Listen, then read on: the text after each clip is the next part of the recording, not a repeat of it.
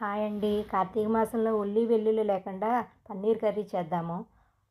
నూనె పోసుకుని నూనె కాసాక పచ్చిమిర్చి, అల్లం ముక్కలు, లవంగాలు 2, ఒక ఇలాచీ వేసుకోవాలి. దాంట్లోనే టమాటా ముక్కలు కూడా కోసుకుని వేసుకుని బాగా మగ్గాక ముందుగా వేడి నీళ్ళల్లో నానబెట్టుకున్న జీడిపప్పు కూడా వేసుకోవాలి.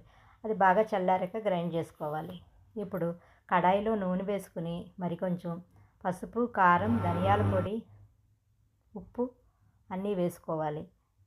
జీలకర్ర పొడి, తర్వాత ఆ గ్రైండ్ చేసుకున్న పేస్ట్ని కూడా వేసుకుని బాగా కలుపుకోవాలి. ఇప్పుడు పన్నీర్ ముక్కలను కూడా వేసుకుని బాగా కలిపి ఇంకొంచెం జీడిపప్పు ముక్కలను వేసుకుని కొద్దిగా నీళ్లు పోసుకుని బాగా మగ్గించుకోవాలి. తర్వాత కసూరి మెతి, కొత్తిమీర వేసుకుంటే పన్నీర్ కర్రీ రెడీ.